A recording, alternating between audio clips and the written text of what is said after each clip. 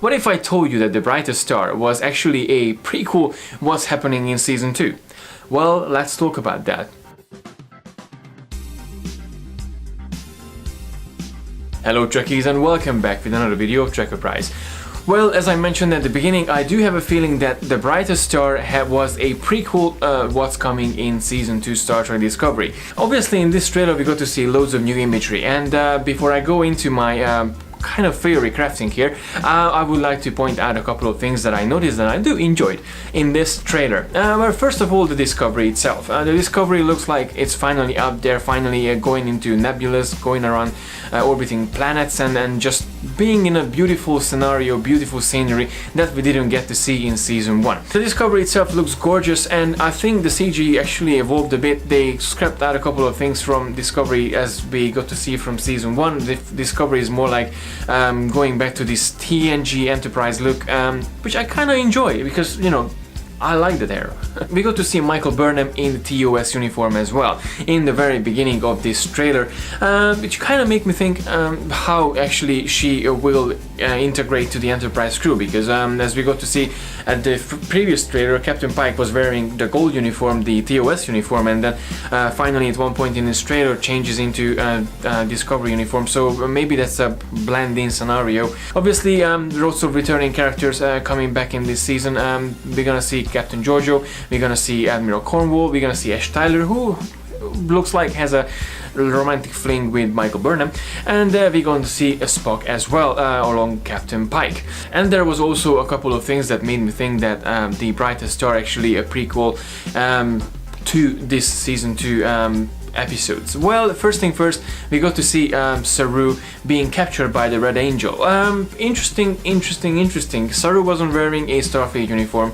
Plus, we got to see Saru's sister. Well, at least she looks like Saru's sister from the Brightest Star as well. If you've seen the episode The Brightest Star, Saru basically had to deal with the choice that he goes away with Lieutenant Giorgio and joins Starfleet, but he will never be able to go back to his home planet. And looks like he's going to be in his home planet at one point in Season 2, because that looks like her sister is there, and then, you know, there has to be some connection between the two. So I have a feeling that he's going to go back to his planet Kaminar, and this is where my crazy Season 2 theory started to make a bit more sense, to me at least, but let me know what you think. So we've seen Saru captured by the Red Angel. We've seen Saru wearing an old kind of clothing or something. We've seen Saru's sister. And Saru was supposedly up there with the Red Angel and stuff. So I'm kind of thinking that that Red Angel, basically the creature who slaughters the Kelpians in Kaminar. So maybe those creatures up there, the gods, are the Iconians. The Iconians actually using the Kelpians to do all sorts of different things. Maybe they are the guinea pigs of the Iconian laboratory. No one knows, but it definitely has to be a connection between the two races and between the two episodes. We didn't really get to see the race in the short track episode Brightest Star, but we got to know that they just there, and they, you know, the Kelpians really have to keep the balance, not to piss them off or something. So it's really interesting to see this sort of twist. And if you kind of thinking about that, you know, Saru's sister is gonna be there, so that's a really interesting place as well. Or maybe that's gonna be something that the Iconians do. They're gonna send back Saru to the past, and then he will be able to save his sister. I know my mind kind of goes all over the place at the moment with this, but I do have a feeling that there's a solid connection between the two episodes. And I think one more element in this trailer that we got to see that connects to the Iconian theory is the soldier footage. If you watch the trailer carefully, you probably noticed that Captain Pike was looking at the screen, and then there's a kind of church bombing and the Red Angel comes. It's kind of a CCTV footage, and then the Red Angel appears, and then people running around and stuff, and they had two soldiers running away from this creature.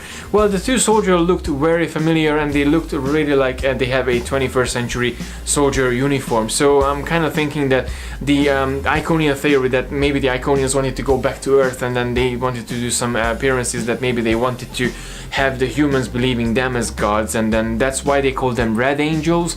So it's an interesting religious connection between the Iconians plus you know, how humans actually started thinking about the gods and angels and stuff. So interesting theories there as well, but obviously we have to wait and see what season 2 Discovery will bring us and what these creatures really are. A lot of us thinks that they are the Iconians, but maybe they're not the Iconians. I started to kind of think that the Iconians have something to do with the Kelpians as well, and then the Kelpians and the Iconians, they know each other, but then they might not. So these are all just theory crafting, and that doesn't really give away the fact that I so much love this trailer. Feels much more like Star Trek now. It feels more like a Next Generation Enterprise and J.J. Abrams era together, pushed together in season 2. Even with the marketing side, seeing that beautiful, gorgeous poster for season 2, just absolutely mind-blowing. And you know, seeing the Enterprise there as well, seeing all these familiar faces, just feels more Star Trek now. I think this is what we all had to do with Star Trek Discovery. We had to wait till it get to the point when, you know, hey, it's got a second chance. Season 2 is Discovery's second chance. Please let me know in the comment section below what do you think about this theory, what do you think about the season 2 trailer, and obviously let me know, generally speaking, what do you think about the whole Star Trek Discovery franchise now that the marketing is more stronger and more positive. Obviously it feels much more Star Trek now, and for me at least it feels much more closer than it felt before. So that was it for today, guys. Thank you very much for watching. Please don't forget to like and share the video, and don't forget to subscribe to receive all the geekiness every week. Also stay tuned for next week when we're going to talk about Doctor Who Season 11 with Jodie Whittaker. I'm going to have my special guest here. I'm really excited about that, and well, my special guest is really excited about that too. So we're really excited about to share our opinion and our observation about Doctor Who in season 11 and the first season of Jodie Whittaker's Doctor. Really exciting video coming up next week, so stay tuned, and until next time, live long and prosper.